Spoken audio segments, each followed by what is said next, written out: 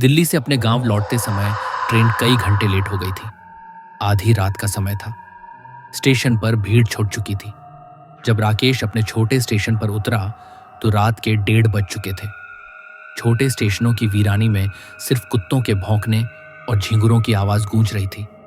सवारी मिलने की उम्मीद कम थी, इसलिए वह रेलवे लाइन के किनारे किनारे पैदल ही चल पड़ा। आसपास घना सन्नाटा पसरा था। पटरियों पर ठंडी धुंध उतर आई थी। अचानक उसने देखा, एक युवती भी उसी दिशा में पैदल चल रही थी। उसके सफेद सलवार सूट पर धुंध और चांदनी पड़कर उसे अजीब सा आभामंडल दे रही थी। राकेश ने चुप्पी तोड़ते हुए पूछा, इतनी रात को आप अकेली जा रही हैं? लड़की ने धीमी आवाज में कहा, हाँ, ट्रेन लेट हो गई थी, हॉस्टल से घर लौट रही हूं। उसकी आवाज में अजीब सी ठंडक थी, जैसे उसमें कोई कंपी छिपी हो। राकेश को ताज्जुब हुआ कि उसका घर भी उसी घुमटी के पास पड़ता है जहां से उसके घर का रास्ता निकलता है। लड़की ने बताया कि वह इंटर में पढ़ती है और उसके पिता का नाम अर्जुन सिंह है। चलते चलते उसने पूछा, आप बैडमिंटन खेलते हैं ना? राकेश चौंका। हाँ, तुम्हें कैसे पता? लड़की धीमे से मुस्कुराई। मैंने तुम्हें टूर्नामेंट में देखा था। उसकी मुस्कान कुछ पल तक जमी रही, लेकिन राकेश को लगा मानो उसकी आंखों में अंधेरा उतर आया हो।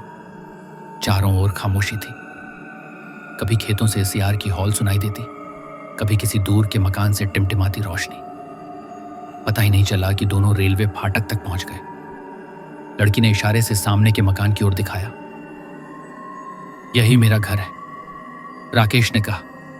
मैं तुम्हें दरवाजे तक छोड़ दूंगा। लेकिन लड़की ने ठंडी आवाज में मना किया। नहीं, अब कोई परेशानी नहीं, बस तुम यहीं रुक जाओ, मैं दरवाजे तक पहुंचकर आवाज दूंगी।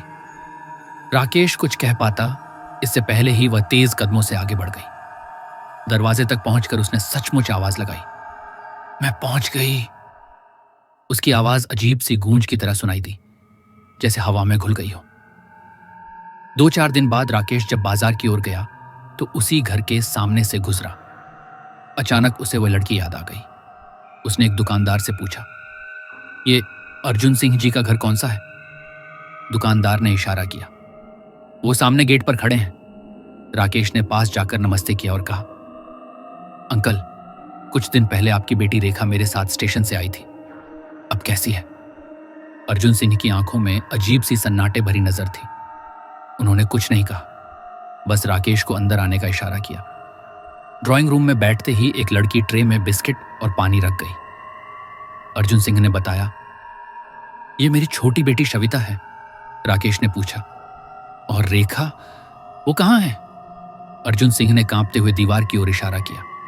वहां रेखा की बड़ी सी तस्वीर टंगी थी, जिस पर ताजी माला चढ़ी हुई थी। राकेश का खून जम सा गया। अर्जुन सिंह की भर्राई आवाज गूंजी। 2 महीने पहले वही रेलवे लाइन, वही ट्रेन ने उसे कुचल दिया। लोग कहते हैं पीछे से भैंसें दौड़ाई थी।